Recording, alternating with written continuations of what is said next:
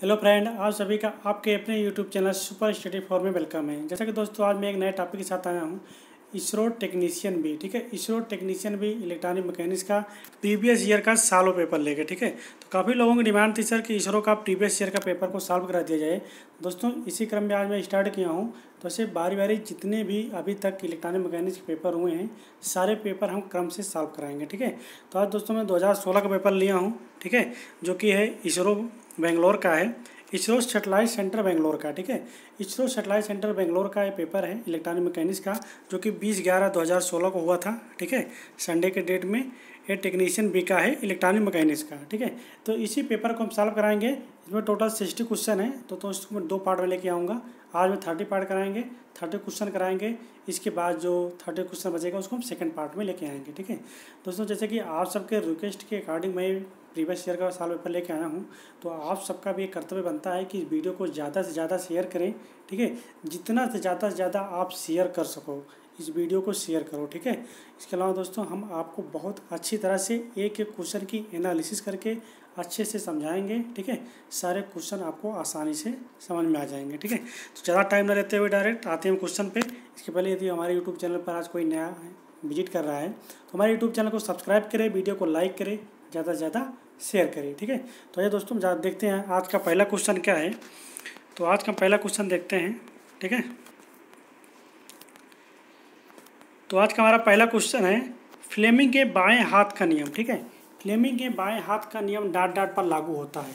तो option number A है हमारा डीसी जनरेटर पे, ऑप्शन नंबर बी है हमारा डीसी मोटर पे, या ऑप्शन नंबर सी है हमारा अल्टरनेटर, या ऑप्शन नंबर डी है हमारा ट्रांसफार्मर। ठीक है दोस्तों, जो हमारा फ्लेमिंग के बाएं हाथ का नियम होता है वो काम करता है किस पे? डीसी मोटर पे। ठीक है, तो ऑप्शन नंबर बी हमारा सही होगा। जो फ्लेमिंग के बाएं हाथ का रूल है, फ्लेमिंग ने 2 नियम दिए थे, एक राइट हैंड रूल और एक लेफ्ट हैंड रूल। तो राइट हैंड रूल जो होता है वो जनरेटर पे काम करता है, लेकिन जो लेफ्ट हैंड रूल होता है वो डीसी मोटर पे काम करता है। ठीक है, ये दोनों आपको याद रखने हैं। इसी क्रम में देखते हैं दोस्तों नेक्स्ट क्वेश्चन। क्वेश्चन नंबर 2 है हमारा, क्वेश्चन नंबर 2 है हमारा 5 सेल। ठीक है, 5 सेल जिनमें प्रत्येक का ईएमएफ 2 वोल्ट है। ठीक है, प्रत्येक का ईएमएफ 2 वोल्ट है और आंतरिक प्रतिरोध 0.5 ओम को श्रृंखला में जोड़ा गया है। तो परिमित बैटरी में डॉट डॉट होगा, तो क्या होगा इसका इक्विवेलेंट क्या होगा? ठीक है, तो दोस्तों हम जानते हैं अगर 5 बैटरी है, अगर वो सीरीज में कनेक्ट है, ठीक है, तो सीरीज में कनेक्ट होती है तो क्या होता है कि जितनी मान चलो अच्छी बैटरी है, ठीक है, ये हमारे किस में कनेक्ट है? सीरीज में कनेक्ट है। ठीक है, जब हमारी सीरीज में कनेक्ट है तो इनका जो हमारा इक्विवेलेंट ईएमएफ होगा वो क्या होगा? 2 ऐसे हम वोल्ट लेंगे, 5 × 2 हो जाएगा, इक्वल टू 10 वोल्ट हमारा आ जाएगा इक्विवेलेंट। क्योंकि जो बैटरी का जो सीरीज में हम जोड़ते हैं तो सीरीज में बैटरी क्या होता है? वोल्टेज हमारा क्या होता है? जुड़ जाता है। ठीक है, तो 5 बैटरी है तो एक बैटरी का 2 एमएफ है, तो 5 × 2 से मल्टीप्लाई कर लेंगे तो 10 वोल्ट हमको मिल जाएगा। इसके अलावा दोस्तों क्या है कि आंतरिक रजिस्टेंस हमारा जो इंटरनल रजिस्टेंस है वो 0.5 ओम है। ठीक है, आर का मान कितना है? 0.5 ओम है। तो इसमें कह रहा है कि 5 है तो 5 इंटरनल रेजिस्टेंस भी है, तो 0.5 में हम 5 से अगर मल्टीप्लाई कर लेते हैं, ठीक है, तो कितना हो जाएगा? 2.5 ओम। तो हमारा जो इक्विवेलेंट आया 10 volt and 2.5 ohm internal resistance. तो किस ऑप्शन में दिया हुआ इसको देख लेते हैं। ऑप्शन नंबर ए में हमें दिया है 2 वोल्ट का ईएमएफ और 0.5 ओम का आंतरिक प्रतिरोध, तो है नहीं। ऑप्शन नंबर बी में दिया हुआ है 10 वोल्ट का ईएमएफ और 2.5 ओम का आंतरिक प्रतिरोध, जो कि हमारा ऑप्शन नंबर बी हमारा सही होगा। ठीक है, तो इसी क्रम में देखते हैं दोस्तों नेक्स्ट क्वेश्चन। बैटरी का कनेक्शन ऐसे ही होता है। ठीक है, अगर बैटरी हमारी ठीक है कनेक्शन में है सीरीज, ठीक है, ऐसी बैटरी है, अगर बैटरी हमारी सीरीज में कनेक्ट है, ठीक है, तो सीरीज में कनेक्ट है तो इसका जो टोटल इक्विवेलेंट आएगा वो हमारा क्या हो जाएगा? ठीक है, जुड़ जाएगा। अगर बैटरी सीरीज में है तो इसका जो ईएमएफ होगा टोटल जुड़ जाएगा। 3 बैटरी हैं, प्रत्येक का ईएमएफ अगर 2 वोल्ट है तो 2 × 3 कर लेंगे तो हो जाएगा 6 वोल्ट, या 2 + 2 + 2 करेंगे तब भी हमारा 6 वोल्ट ही आएगा। ठीक है, इसी तरफ देखते हैं दोस्तों नेक्स्ट क्वेश्चन। क्वेश्चन नंबर हमारा 3 है। 3 में क्या कह रहा है? डीसी परिपथ का शक्ति घटक हमेशा डॉट डॉट होता है। ठीक है, जो हमारा डीसी सर्किट होती है उसका पावर फैक्टर पूछ रहा है। तो पावर फैक्टर उसका क्या होता है? इकाई से कम होता है, या इकाई होता है, या इकाई से ज़्यादा होता है, या शून्य होता है। दोस्तों जो हमारा डीसी होता है, जो डीसी का पावर फैक्टर होता है वो यूनिटी होता है, ठीक है। अब जो कहेंगे यूनिटी कैसे होता है, क्योंकि हमारे डीसी जो होती है कोई वेरिएबल तो होती नहीं है, एक ही डायरेक्शन में चलती है, ठीक है। तो फिक्स डायरेक्शन में चलती है तो हमारा जानते हैं cos फाई इक्वल टू होता है हमारा, ठीक है। तो cos फाई हमारा होता है R/Z, ठीक है। तो इसमें रेजिस्टेंस जो है सेम होते हैं। तो अगर हम cos फाई का, क्योंकि इसमें कोई देखिए कोई इंटरचेंज है नहीं, ना कोई फेज शिफ्ट है नहीं, वेरिएबल है नहीं, तो इसीलिए हमारा इसका हम cos 0 डिग्री ले लेते हैं। cos 0 का मान कितना होता है, 1 होता है। तो इसलिए हमारा जो डीसी होती है, डीसी की फ्रीक्वेंसी कितना होती है, 0 होती है, ठीक है। डीसी की फ्रीक्वेंसी भी 0 होती है और डीसी का जो हमारा पावर फैक्टर होता है कितना होता है, वो यूनिटी होता है, ठीक है। तो हमारा याद रखिएगा इस क्वेश्चन को, जो डीसी होगा, डीसी का जो पावर फैक्टर होगा वो यूनिटी होगा, ठीक है। अब इसी क्रम में देखते हैं क्वेश्चन नंबर 4। क्वेश्चन नंबर 4 में क्या है, एसी परिपथ में धारा की दिशा डॉट डॉट होती है, जो हमारी एसी होती है, ठीक है। एसी की धारा की दिशा क्या होगी, सकारात्मक से ऋणात्मक, is from positive to negative, या हमेशा एक ही दिशा में, is always in one direction, या क्षण क्षण में परिवर्तित होती है, varies from instant to instant, ठीक है। या निर्धारित नहीं किया जा सकता, कैन नॉट बी डिटरमाइंड। तो हम जानते हैं कि एसी क्या होता है दोस्तों, जो हमारी एसी होती है क्या होती है, आप समझिए अपने आप से, ये हमारी एसी है, ये क्या हो रहा है, इस समय के अनुसार क्या हो रही है, चेंज हो रही है, ठीक है। वेरिएबल होती है डीसी, तो डीसी क्या होती है, पोलराइज होता है, उसमें वेरिएबल भी होती है, वो चेंज होती रहती है, positive to negative, negative to positive, time to time वो चेंज होती रहती है। तो क्या हो जाएगा हमारा, ये ऑप्शन नंबर सी हो जाएगा कि क्षण क्षण में परिवर्तित होती रहती है, ठीक है। तो एसी परिपथ में जो धारा की दिशा होती है क्या होती है, वो varies from instant to instant, ठीक है, क्षण क्षण में परिवर्तित, ठीक है। इसी क्रम देखते हैं नेक्स्ट क्वेश्चन, क्वेश्चन नंबर 5 है। क्वेश्चन नंबर 5 में क्या दिया हुआ है दोस्तों, बहुत ही इंपॉर्टेंट क्वेश्चन है, बहुत ही अच्छा क्वेश्चन है। 230 वोल्ट शक्ति लाइन, ठीक है, 220 वोल्ट शक्ति लाइन में 3 60 वाट बल्ब समांतर में है, यदि एक बल्ब जल गया तो क्या होगा, ठीक है। 360 watt bulb are in parallel across the 220 volt power line in one bulb burn out, अगर एक बल्ब जल जाता है तो क्या होगा। तो ऑप्शन नंबर ए में दिया हुआ है, मुख्य लाइन में धारा ज़्यादा धारा होगी, ठीक है। ऑप्शन नंबर बी में दिया हुआ है, अन्य 2 बल्ब प्रकाशित नहीं होंगे। ऑप्शन नंबर सी में दिया हुआ है, 3 बल्ब प्रकाशित नहीं होंगे, या ऑप्शन नंबर डी में दिया है, अन्य 2 बल्ब प्रकाशित रहेंगे, ठीक है। आप समझिए, ठीक है, कोई सर्किट है पैरेलल में है, ठीक है, ये अपनी सर्किट है पैरेलल में है, ठीक है। ये हमारे क्या हैं, ये हमारे बल्ब हैं, ये तीनों बल्ब लगे हुए हैं, ठीक है। हम सप्लाई दिए हैं ऐसे, ठीक है, हम सप्लाई दिए हैं, मान चलो कि हमारी बीच वाली बल्ब क्या हो गई, ख़राब हो गई। और जब हमारे बीच वाली बल्ब ख़राब हुई तो हमारी जो करंट आ रही है यहाँ आई, ये तो इसे चली गई, ठीक है। जब ऐसे गई तो ये वाली बल्ब जल गई, ठीक है। जब इसमें आई, ये ऑलरेडी ख़राब हो गई, सर्किट ओपन हो गई है, ये बल्ब नहीं जलेगी। फिर करंट हमारी ऐसे आई तो ये वाली बल्ब तो जल जाएगी ना। तो क्या होगा कि अगर सर्किट हमारी पैरेलल में होती है तो आप जानते हैं पैरेलल में वोल्टेज क्या होता है, समान होता है, ठीक है। आप एक अज्यूम कीजिए कि अगर आपके घर में 4 बल्ब लगे हैं, अगर उसमें से एक बल्ब फ्यूज हो जाता है तो क्या 3 बल्ब बंद हो जाते हैं, नहीं होते ना, तीनों बल्ब जलते रहते हैं ना। तो उसका यही रीज़न है कि आपके जो घर की वायरिंग होती है वो वायरिंग भी पैरेलल में होती है। तो ये क्वेश्चन पूछा जाता है घरों की वायरिंग कैसे होती है, तो घरों की वायरिंग भी किस में होती है, समांतर क्रम में होती है, ठीक है। इस चीज़ को आपको याद रखना है।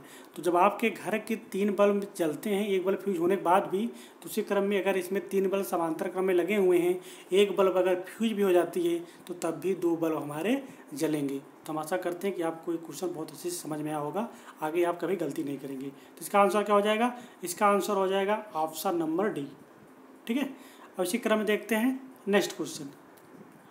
यदि एक चालक में 120 कूलाम का आवेश 60 सेकंड के लिए प्रवाहित होता है तो चालक में धारा डैश डैश होगी, ठीक है। दोस्तों एक सिंपल से न्यूमेरिकल दिया हुआ है, इस तरह के न्यूमेरिकल में इसके पहले वीडियो में बहुत बार सॉल्व करा चुका हूँ। देखिए ऐसे क्वेश्चन इसमें पूछता है, ठीक है, सिंपल से न्यूमेरिकल है। यदि आपको फार्मूला मालूम है तो आप आसानी से कर सकते हो। तो इसमें क्या दिया हुआ, कूलाम दिया हुआ है, Q = दिया है कितना, 120 कूलाम, आवेश का मान दिया हुआ है, ठीक है। और कितने डिग्री के लिए, T = दिया हुआ है 60 सेकेंड के लिए, ठीक है। तो पूछ रहा है कि धारा कितना होगी, ठीक है। तो हम जानते हैं Q = क्या होता है, Q = होता है I × T, ठीक है। तो हमको क्या याद करना है, आई। तो Q upon T equal to हो जाएगा आई। तो Q का मान है 120 कूलम, 120 अपान टाइम है 60 सेकंड। आप भाग दीजिए, 6 के 6, 6 दूनी 12। तो आई इक्वल टू कितना आ गई, आई इक्वल टू 2 एम्पियर आ गई। ठीक है, तो आसानी से हमारा ऑप्शन नंबर बी में है 2 एम्पियर। तो हमारा ऑप्शन नंबर बी हमारा सही हो जाएगा। ठीक है, ऐसे सिंपल से क्वेश्चन है दोस्तों। हम आशा करते हैं कि आपको वीडियो पसंद आ रहा होगा। यदि वीडियो पसंद आ रहा है तो वीडियो को लाइक करें, ज़्यादा से ज़्यादा शेयर करें, क्योंकि दोस्तों आपके कहने के अकॉर्डिंग मैंने वीडियो बनाई है। ठीक है, तो ये आपका कर्तव्य बनता है कि वीडियो को ज़्यादा से ज़्यादा शेयर करें। जितना ज़्यादा शेयर करेंगे हमें उतनी ज़्यादा खुशी होगी, क्योंकि आप जैसे मैं आपके लिए इतनी मेहनत कर रहा हूँ तो आपका भी कर्तव्य है मेरे लिए इतना करें। ठीक है, तो इसे ज़्यादा से ज़्यादा जितना ज़्यादा फैला सकें आप इस वीडियो को उतना फैलाने का प्रयास करें। ठीक है, ऐसे हम सारे जितने भी आज तक इसरो के पेपर हुए हैं सारे पेपर में आपको सॉल्व कराएंगे ऐसे फुल एनालिसिस के साथ। इसी क्रम में देखते हैं नेक्स्ट क्वेश्चन। तो नेक्स्ट क्वेश्चन है हमारा, यदि बैटरी की क्षमता 2800 mAh है, ठीक है, तो यह डॉट के लिए 1.4 एम्पियर धारा आपूर्ति करेगा, तो कितने समय के लिए। समय पूछ रहा है दोस्तों। हम जानते हैं बैटरी की दक्षता क्या होती है, AH होती है।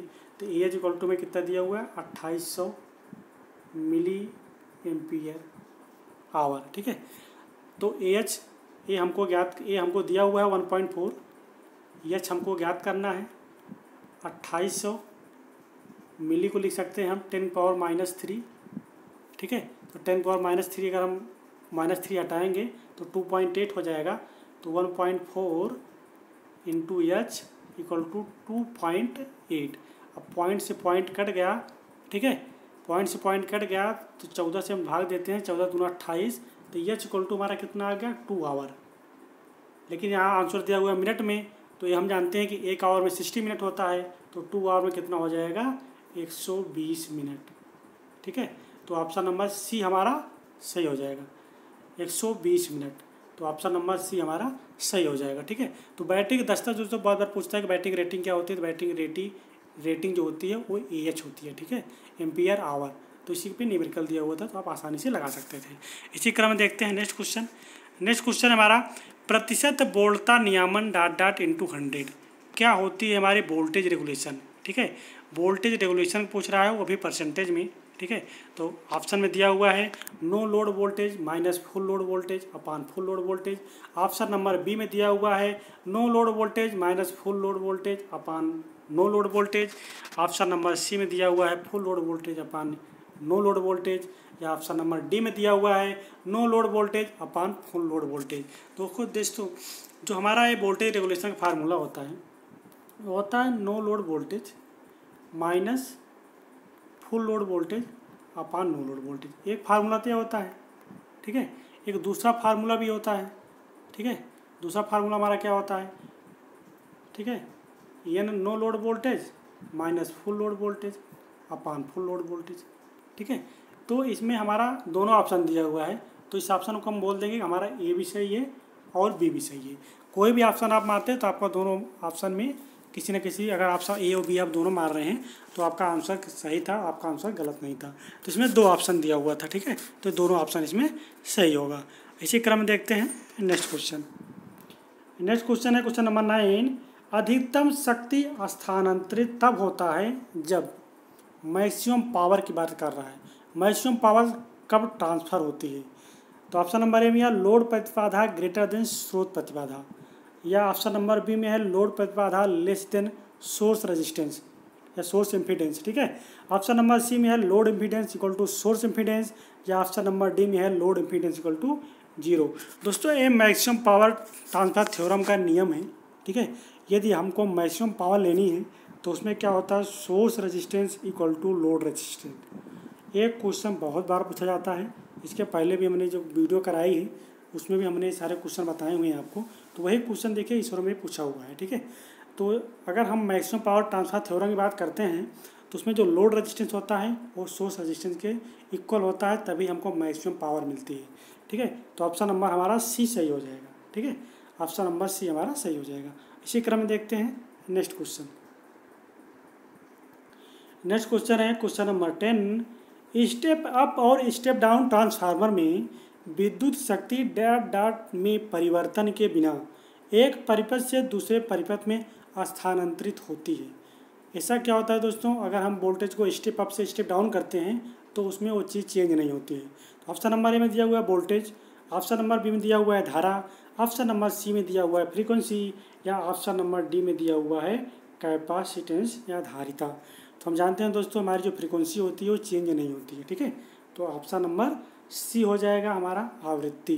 तो फ्रीक्वेंसी हमारे यहाँ इंडिया में 50 हर्ट्ज यूज की जाती है, ये हमारी वेरिएबल नहीं होती है, ठीक है। 50 हर्ट्ज ही होता है यदि वोल्टेज को हम यही स्टेप अप करें या स्टेप डाउन करें, ठीक है। यदि हम यूएसए की बात करते हैं अमेरिका में, तो अमेरिका में कितनी यूज की जाती है, 60 हर्ट्ज यूज की जाती है। इस चीज़ को आपको याद रखना, क्योंकि ये भी क्वेश्चन पूछता है कि अमेरिका में कितनी फ्रिक्वेंसी यूज की जाती है। तो अमेरिका या यूएसए में 60 हर्ट्ज फ्रिक्वेंसी यूज की जाती है, अपने इंडिया में 50 हर्ट्ज, ये वेरिएबल नहीं होती है, ठीक है। इसी क्रम में देखते हैं नेक्स्ट क्वेश्चन। क्वेश्चन नंबर हमारा 11 है, साइन तरंग का शीर्ष मान 200 वोल्ट है तो उसका औसत मान है। The peak value of A sine wave is 200 volt, it's average value is, ठीक है। बहुत सिंपल सा न्यूमेरिकल दोस्तों, यदि आपको फार्मूला है मालूम है तो आप आसानी से इस न्यूमेरिकल को सॉल्व कर सकते हो, ठीक है। तो हमको पूछ रहा है एवरेज वैल्यू का मान, हमको मैक्सिमम वैल्यू दिया है वी एम मान कितना दिया हुआ है 200, ठीक है। हम एवरेज वैल्यू फार्मूला जानते हैं, एवरेज वैल्यू बराबर क्या होता है हमारा, एवरेज वैल्यू को ही बोलते हैं डीसी वैल्यू, ठीक है। तो एवरेज वैल्यू बराबर क्या होता है 2 VM पाई, ठीक है। तो 2 VM पाई होता है, तो 2 × 100 नहीं दोस्तों, क्योंकि 200 दिया हुआ VM मान, 2 × 200 ठीक है 22, पाई का मान होता है 3.14, पाई का हम वैल्यू रख देते हैं 3.14। अगर हम पॉइंट हटाएंगे तो 2 जीरो ऊपर चला जाएगा, ठीक है। तो हमारा कितना हो जाएगा 40000/314, ठीक है। अगर इतने को आप 314 से अगर हम डिवाइड करेंगे तो हमारा आ जाएगा 127.388 आता है, ठीक है दोस्तों। अगर इतनों को आप डिवाइड करोगे तो 127.388, तो 8 को अगर हम निकटतम वैल्यू में रखेंगे तो 127.4, जो कि ऑप्शन नंबर हमारा ए सही है, ठीक है। तो क्या हो जाएगा ऑप्शन नंबर ए हमारा सही हो जाएगा, ठीक है। हम तो समझते हैं कि आपको क्वेश्चन समझ में आ गया होगा, ठीक है। अब इसी क्रम में देखते हैं दोस्तों नेक्स्ट क्वेश्चन। क्वेश्चन नंबर हमारा 12 है। क्वेश्चन नंबर 12 है कि एसी परिपथ का इनपुट जिसका 0.8 शक्ति गुणांक या 40 किलो वोल्ट एम्पियर, केवीए को बोलते हैं किलो वोल्ट एम्पियर, परिपथ द्वारा आहरित शक्ति है, ठीक है। तो इसमें दोस्तों रियल पावर पूछ रहा है, तो पावर फैक्टर दिया हुआ है और अपारेंट पावर का मान दिया हुआ है, ठीक है।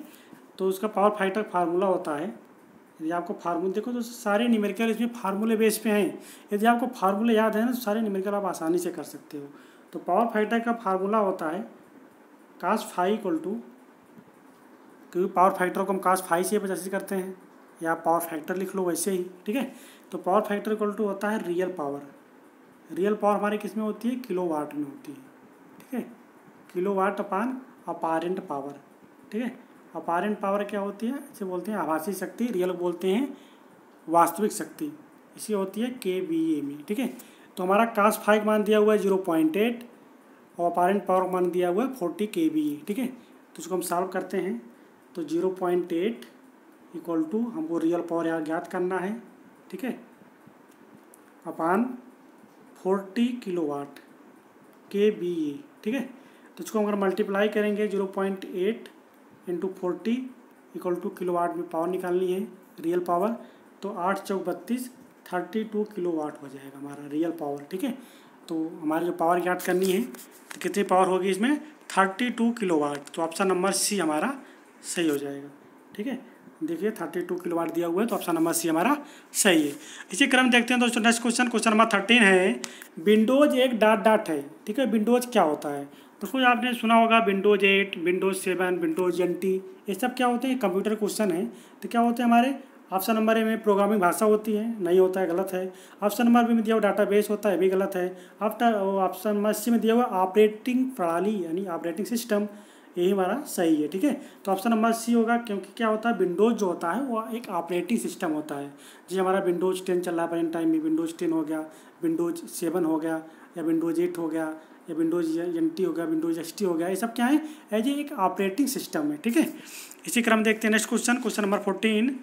क्वेश्चन नंबर 14 है हमारा, केंद्रीय नेटवर्क नियंत्रण के लिए कौन सी संस्थिति प्रयुक्त की जाती है? Which topology used for a central network controller. ठीक है, तो कौन सा होता है जिसमें सेंट्रल नेटवर्क कंट्रोलर यूज किया जाता है? स्टार में, मेश में, या रिंग में, या पॉइंट टू पॉइंट नेटवर्क में। दोस्तों ये नेटवर्क का क्वेश्चन है कंप्यूटर का।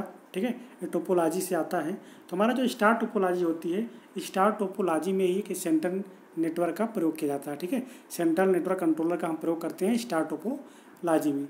इसी क्रम में देखते हैं नेक्स्ट क्वेश्चन। क्वेश्चन नंबर 15 है, 10 वोल्ट का अगर विभव एक एसआई सिलिकॉन डायोड के साथ जोड़ा गया है। ठीक है, 10 वोल्ट का एक फॉरवर्ड, ठीक है, फॉरवर्ड वोल्टेज सिलिकॉन डायोड के साथ जोड़ा गया है था। 1 किलो ओम का प्रतिरोध डायोड के साथ श्रृंखला में जोड़ा गया है। तो डायोड से प्रवाहित होने वाली धारा ज्ञात करनी है, हमको करंट ज्ञात करनी है।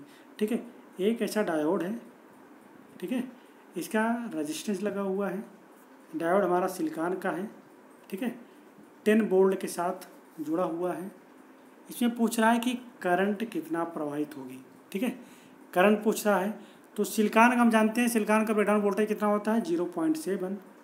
हमको 10 वोल्ट दिया हुआ है, रेजिस्टेंस मान मालूम है, धारा का मान ज्ञात कर लेंगे। तो आई इक्वल टू क्या होता है? आई इक्वल टू ही होता है, निकाल लेते हैं। ठीक है, तो आई इक्वल टू हो जाएगा हमारा 10 माइनस वोल्टेज कितना है? 0.7 सिलिकॉन का है, 0.7 अपॉन रेजिस्टेंस कितना है? 1 किलो ओम, 1 किलो ओम। ठीक है, अब 10 में से 0.7 घटाएंगे तो 9.3 हो जाएगा।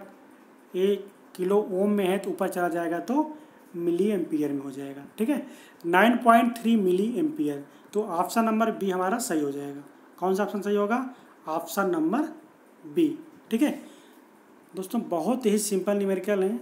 यदि आपको तरीके मालूम हैं ज्ञात करने के तो आप इसरो बहुत आसानी से बीट कर सकते हो। बहुत टफ क्वेश्चन नहीं आते हैं इसरो में। ठीक है, इसी क्रम में देखते हैं नेक्स्ट क्वेश्चन। क्वेश्चन नंबर 16 है। क्वेश्चन नंबर 16 में क्या है? एक ट्रांजिस्टर का बीटा दिया हुआ 200, कलेक्टर धारा दी गई है 15 मिली एम्पियर और बेस धारा का मान पूछ रहा है। तो इसको हम ज्ञात करने के लिए एक आसान तरीका बताए थे, वो तरीका आपको फिर से बता देते हैं। ऐसे एक ट्रांजिस्टर बना लेना है आपको। ये हमारा कलेक्टर है, ये मीटर है, ये बेस है। ठीक है, ये हमारा अल्फा हुआ, ये हमारा बीटा हुआ, ये हमारा गामा हुआ। तो हमको बीटा ज्ञात करना है। तो बीटा इक्वल टू क्या होता है? इसमें कलेक्टर में करंट आईसी प्रवाहित होगी तो आईसी अपान बेस में करंट आईबी प्रवाहित होगी अपान आईबी। तो हमको बीटा का फार्मूला मालूम हो गया, आईसी अपान आईबी। उसमें देखते हैं कि आईसी का मान दिया हुआ है, आईबी का मान ज्ञात करना है। तो आईसी इक्वल टू हमारा हो जाता है बीटा इंटू आई बी। ठीक है, तो बीटा इंटू आई बी हो जाएगा। हमको बीटा का मान दिया हुआ है 15 मिली एम्पियर में दिया हुआ है। ठीक है, बीटा का मान हुआ है 15 इंटू 200 इंटू 10⁻³ ठीक है, जब इसको हम ज्ञात करेंगे तो हमारा क्या हो जाएगा? 15 दूना 30, 15 दूना 30 हो जाएगा इंटू 3000 मिली एम्पियर। अगर हम इसको मिली एम्पियर को हटा देते हैं तो हमारा आ जाता है 3 एम्पियर। ठीक है, 3 एम्पियर आ रहा है जो कि ऑप्शन में नहीं है। तो देखते हैं कहीं गलती हुआ, फिर से ट्राई करते हैं। सॉरी दोस्तों, क्योंकि मैंने फार्मूला गलत लगा दिया। ठीक है, क्या होता है कि हम बीटा इक्वल टू जानते हैं, बीटा इक्वल टू क्या होता है? आईसी अपान आईबी होता है। ठीक है, तो हमको आईबी ज्ञात करना है, ना कि आईसी। हमको आईबी ज्ञात करना है। तो आईबी इक्वल टू क्या हो जाएगा? आईसी अपान बीटा। ठीक है, तो आईसी का मान दिया हुआ है 15, ठीक है, मिली एम्पियर में है, और हमें बीटा का मान दिया हुआ है 200। ठीक है, अब इसको हम डिवाइड करेंगे, 15 को हम डिवाइड करेंगे तो 15 हमारा क्या होगा? 2 के 2 ये होगा 7.5। ठीक है, 2 0 है, ऊपर जाएगा। ठीक है, तो हो जाएगा 10⁻² इंटू 10⁻³ मिली एम्पियर में ये है। तो 2⁻² हटाएंगे तो 0 और इधर आ जाएगा, तो हमारा हो जाएगा 0.075 मिली एम्पियर। ठीक है, 0.075 मिली एम्पियर, जो कि ऑप्शन नंबर सी में दिया हुआ है। ठीक है, 0.075 मिली एम्पियर। दोस्तों किसी भी क्वेश्चन को जल्दबाजी में नहीं करना चाहिए, आराम से करोगे। ठीक है, सिंपल तोड़ोगे, क्योंकि 2 घंटा टाइम मिलता है, 60 क्वेश्चन होते हैं, बड़े आराम से हो जाएंगे। ठीक है, इसी क्रम देखते हैं नेक्स्ट क्वेश्चन। क्वेश्चन नंबर 17 है, फेट के लिए निम्नलिखित में से सही विकल्प कौन सा है? बाईपोलर होता है, लो इनपुट इम्पीडेंस होता है, is a current control device होती है, या ऑपरेट विद मेजॉरिटी कैरियर। दोस्तों जो हमारा FET होता है इसमें बहुसंख्यक आवेश वाहक यूज किए जाते हैं, ठीक है। ये मेजॉरिटी कैरियर एक तो इलेक्ट्रॉन हो सकता है, ठीक है, या होल्स हो सकता है, ठीक है, या कि तो मेजॉरिटी कैरियर इलेक्ट्रॉन होगा या मेजॉरिटी कैरियर होल होगा। तो FET में क्या होता है, FET में मेजॉरिटी कैरियर के कारण ही चालन होता है।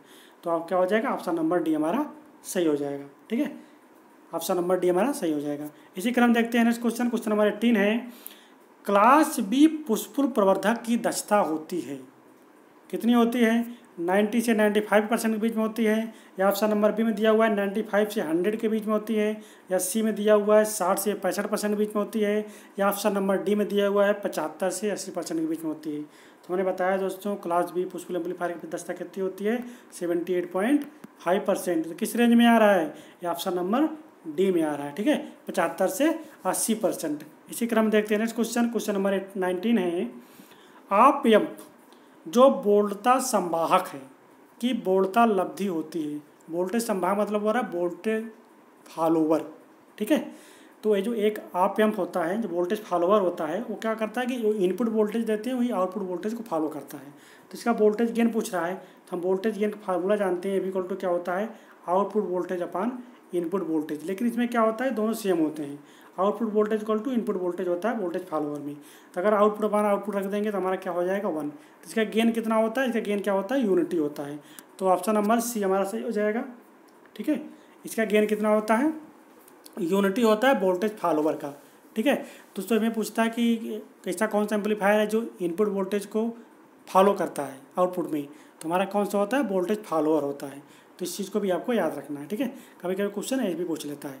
इसी क्रम में देखते हैं नेक्स्ट क्वेश्चन, क्वेश्चन नंबर 20 है, निम्नलिखित में से कौन सा प्रतिरोधक घटक है, रजिस्टिव कंपोनेंट कौन सा है, LED है, फोटोडायोड है, LDR है, या SCR।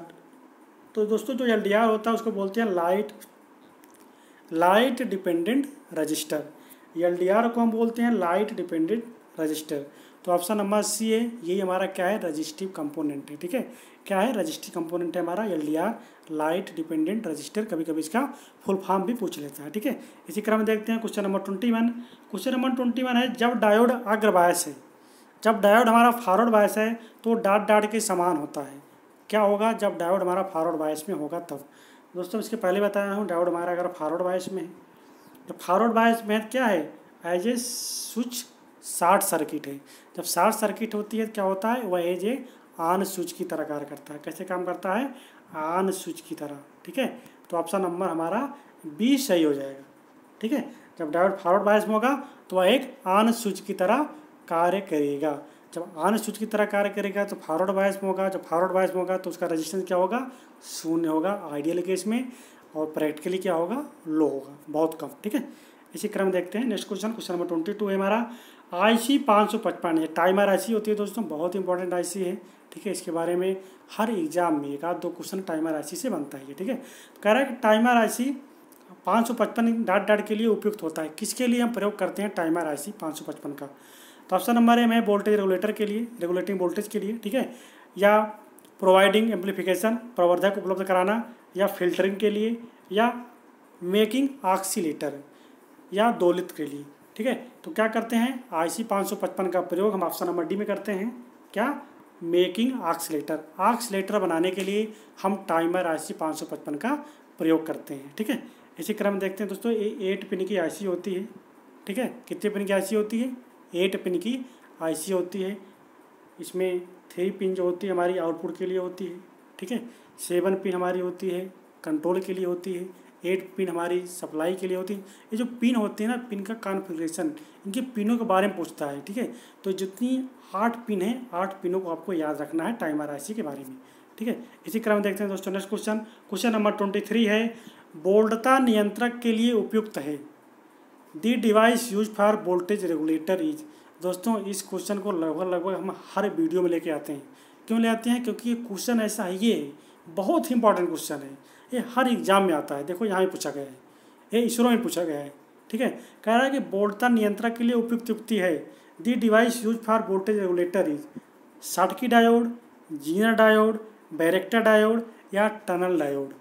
क्या होता है हमारा, जीना डायोड होता है। हमारे जितने भी स्टूडेंट हैं क्वेश्चन उनको जरूर आना चाहिए, क्योंकि इस क्वेश्चन को मैं कई बार करा चुका हूँ, ठीक है।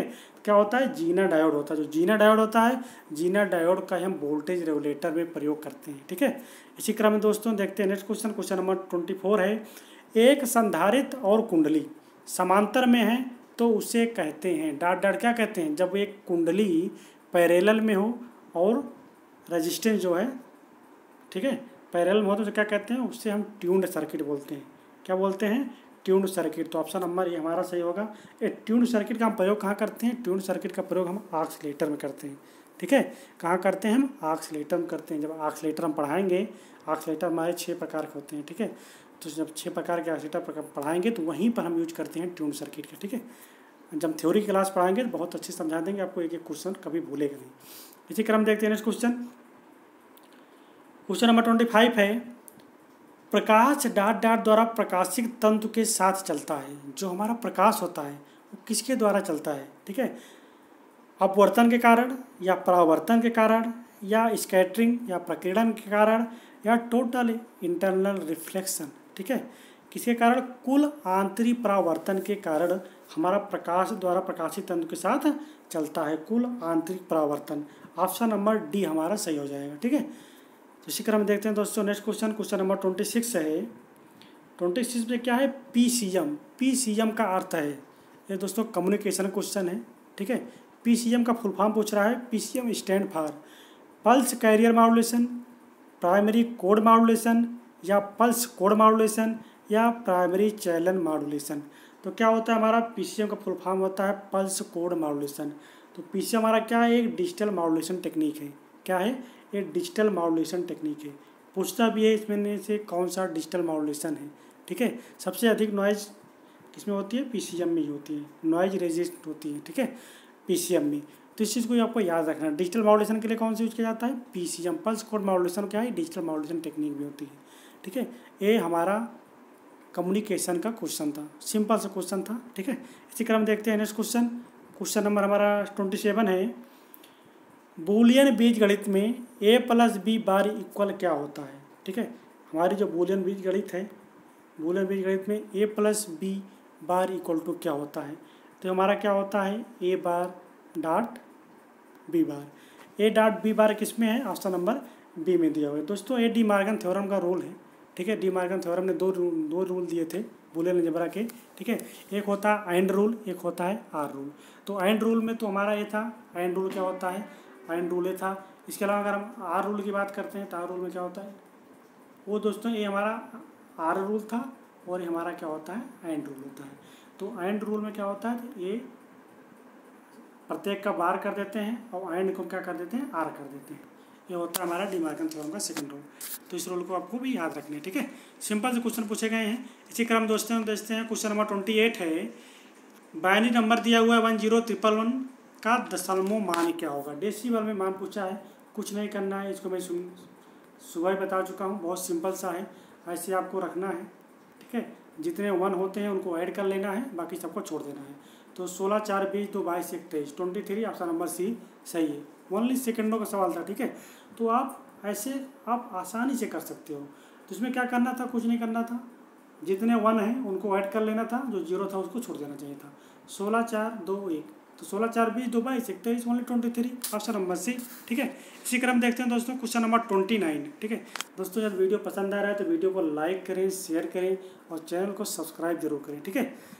तो 29 क्वेश्चन है, पैरिटी बिट जांच डॉट डॉट में प्रयुक्त होता है। जो हमारी पैरिटी होती है दोस्तों, मैंने पैरिटी के क्वेश्चन में सुबह कराया हूँ, कल सुबह में कराया था, ठीक है।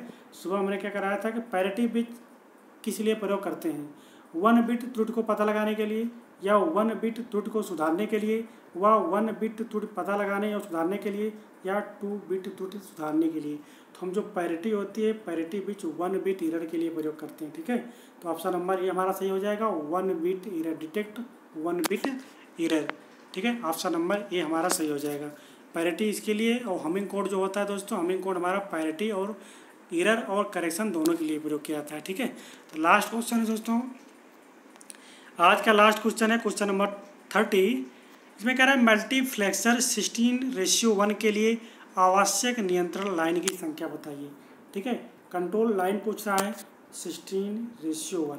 तुम्हारा क्या होता है 2⁹ ये होता है। तो यह हमारा क्या होता है सिलेक्शन लाइन या कंट्रोल लाइन से बोलते हैं। तो अगर 16 को हम 2 में कंट्रोल करेंगे तो 4 हो जाएगा। तुम्हारा क्या हो जाएगा ऑप्शन नंबर सी। तो कंट्रोल लाइन या सिलेक्शन लाइन कितनी हो जाएंगी 4 हो जाएंगी। दोस्तों ये हमारा आज पार्ट 1 रहा। ठीक है, पार्ट 1 में हम 30 क्वेश्चन लेके आए हैं। इसी के अलावा नेक्स्ट वीडियो जो आएगा उसमें 30 क्वेश्चन लाएंगे। दोस्तों नेक्स्ट वीडियो तभी आएगा जब आप इस वीडियो को ज़्यादा से ज़्यादा शेयर करोगे। इस वीडियो हमें कम से कम 500 लाइक चाहिए। ठीक है, 500 लाइक चाहिए। कम से कम इसे जितना ज़्यादा शेयर कर सके आप उतना ज़्यादा शेयर करें।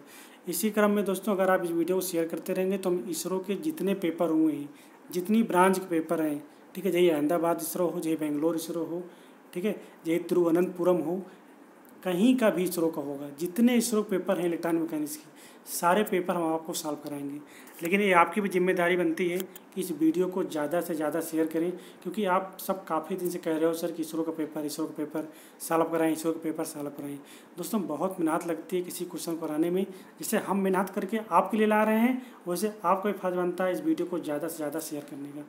ठीक है दोस्तों, वीडियो पसंद आए वीडियो को लाइक करें, शेयर करें, चैनल को सब्सक्राइब नहीं किए चैनल को सब्सक्राइब अवश्य करें। ठीक है, थैंक यू दोस्तों, thanks for watching, thank you.